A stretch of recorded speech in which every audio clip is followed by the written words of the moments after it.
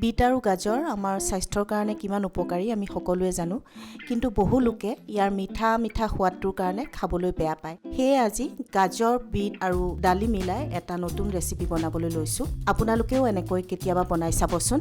তাৰ বাবে লৈছোঁ বিট এটা, গাজৰ, আদা, নহৰু, জলকীয়া, এটা পিঁয়াজ আৰু বুটৰ দালিখিনি মই আগতে ভিজাই এইদৰে ৰাখি দিছোঁ আৰু মুগ মচুৰ।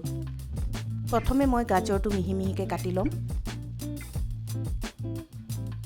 ঠিক একেদৰে বিটটো মিহিকৈ কাটি ল'ম। বিট, গাজৰ, পিঁয়াজ, জলকীয়া, নহৰু, আদা এই গোটেইখিনি মই এইদৰে মিহিকৈ কাটি লৈছোঁ। এতিয়া মই এটা প্ৰেছাৰ কুকাৰ গৰম হ'বলৈ দিম। প্ৰেছাৰ কুকাৰটো গৰম হোৱাত তাত অকণমান মই এতিয়া মিঠাতেল দি দিম। তেলখিনি গৰম হোৱাত অকণমান জিৰা দিছোঁ, 2টা তেজপাত, আদা, নহৰু, জলকীয়া আৰু পিঁয়াজ এই গোটেইখিনি দি এতিয়া মই অকণমান ভাজি ল'ম। আদা, নহৰু, পিঁয়াজ, জলকীয়া এই গোটেইখিনি অকণমান ৰঙচুৱাকৈ ভাজি ল'লোঁ। এইখিনি ৰঙচুৱাকৈ ভাজি হোৱাৰ পিছত ইয়াত মই কাটি থোৱা গাজৰ আৰু বিটখিনিও দি দিম আৰু এই গোটেইখিনি বস্তু ভালকৈ ভাজি ল'ম আৰু প্ৰেছাৰ কুকাৰৰ ঢাকনখন মই অকণমান সময়ৰ বাবে সিজিবলৈ লগাই দিম।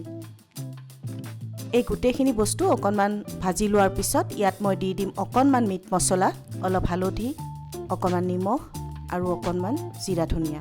এতিয়া এইখিনি অকণমান ভাজি লৈ ইয়াত মই আগতেই ধুই থোৱা বুটৰ দালিখিনি আৰু মুগ মচুৰখিনি দি দিছোঁ আৰু গোটেইখিনি বস্তু এবাৰ আকৌ ভালদৰে লৰাই ল'ম। গোটেইখিনি বস্তু ভালদৰে ভাজি লোৱাৰ পিছত ইয়াত মই 1.5 গিলাচ পানী দি দিছোঁ।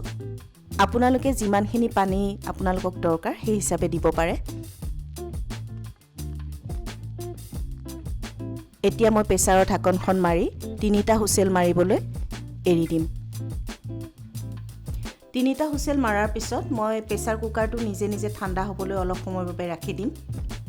এয়া ঠাণ্ডা হৈছে। এতিয়া মই প্ৰেছাৰ কুকাৰটো নমাই এটা বাটিত এয়া ঢালি লৈছোঁ। দেখিছেনে কিমান ধুনীয়া হৈছে ৰংটো? এইখিনি হোৱাৰ পিছত মই অকণমান ধনিয়া দি সজাই দিছোঁ।